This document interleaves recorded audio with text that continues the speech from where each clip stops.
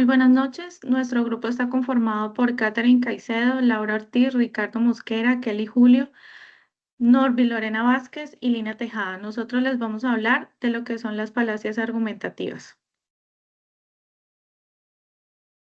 En la actualidad tenemos grandes desafíos a la hora de argumentar cuando exponemos un tema, ya sea de manera verbal o no verbal.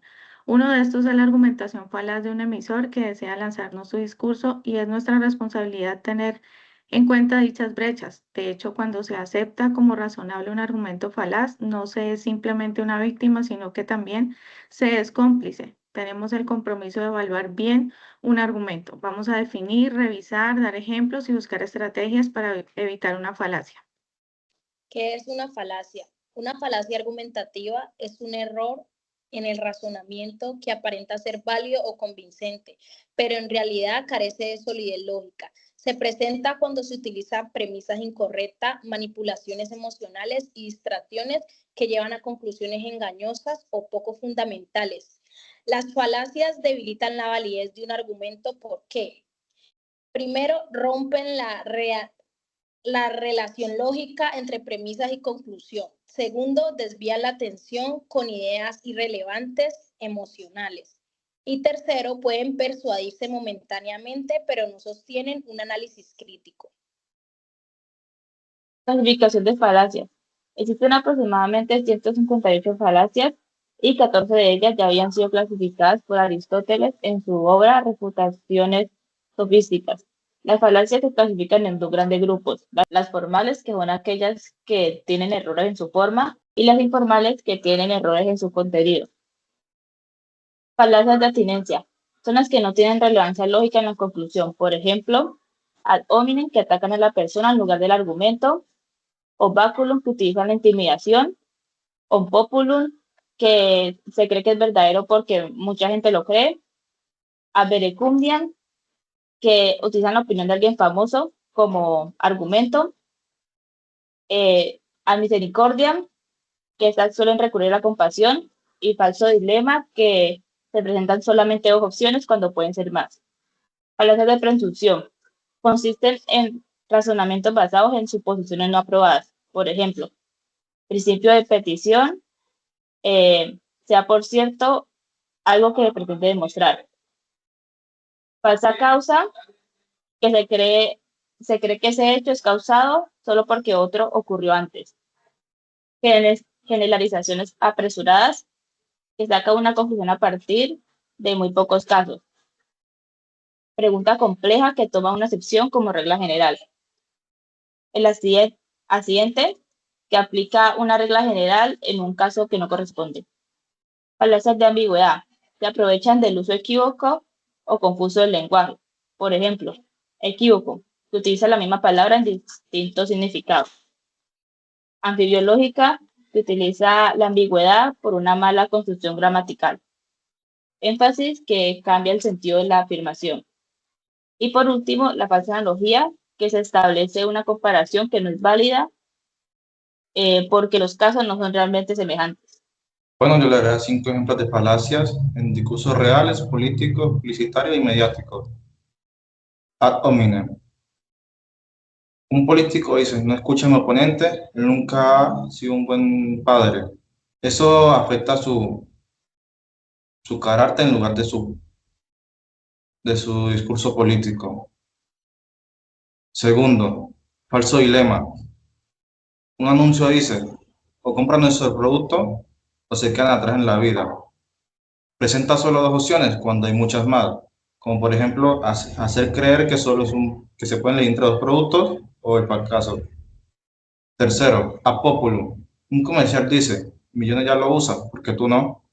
Se basan en la popularidad que en el lugar. Afirma que un producto es bueno porque muchos lo compran. Cuarto, petición de principio.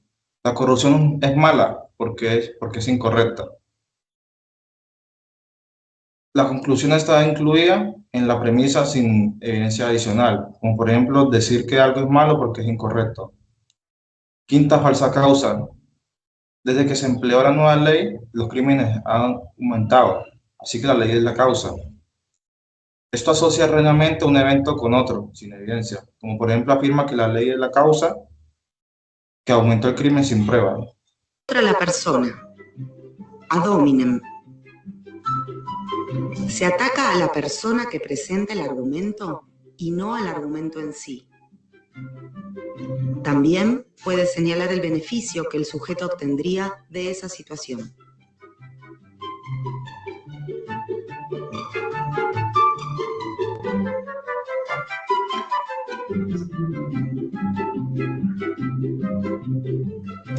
Durán Barba dijo que te habías como apurado, ¿no? Te precipitaste. Bueno, para entender de dónde viene la... ¿Vos le creerías a un tipo que se tiñe? Si te está engañando ya desde lo visual. De varones y mujeres que se tiñen. Bueno, está bien, digamos, alguien que te está engañando desde el vamos.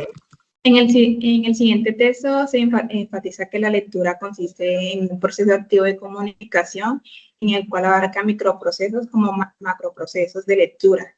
En ese texto argumentativo se cita a Paredes 2006 y Morales 2002, los cuales dan su punto de vista en cada contexto textual.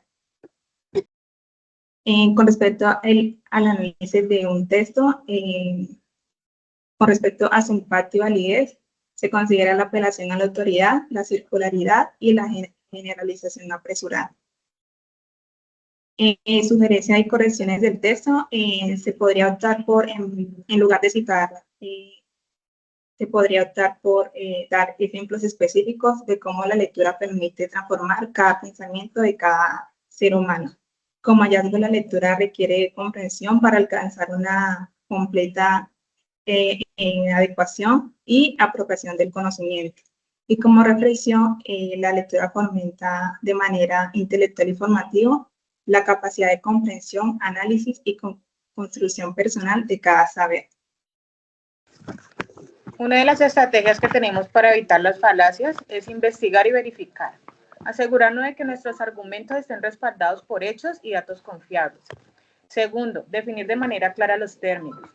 Evitar malentendidos al asegurarnos de que todos lo comprenden lo mismo en el significado de lo que se está diciendo. Número 3. Escuchar de manera activa. Fomentar un ambiente de respeto y comprensión, facilitando el intercambio de ideas. Número 4. Evitar generalizar. Promover un análisis detallado y justo de los temas, evitando prejuicios. Número 5. Considerar múltiples perspectivas. Enriquece la discusión y ayuda a encontrar soluciones más integrales. Lo que podemos definir para poder evitar las falacias sería que si aplicáramos de una manera correcta estas estrategias como personas en el ámbito académico y en nuestra vida cotidiana, podemos tener un diálogo más efectivo con argumentación constructiva y una buena comunicación. Finalmente podemos llegar a la conclusión que sí importa escuchar atentamente a quien se dirige a nosotros, si es necesario revisar nuestra manera de llevar a cabo nuestra argumentación, sí es nuestra responsabilidad verificar que lo que se dice o se escucha tiene una razón realmente verdadera y que sí lo podemos aceptar con confianza. Y todo esto para no ser víctimas ni cómplices a la hora de recibir como verdad un argumento errado. Nuestras referencias bibliográficas y muchas gracias por su atención.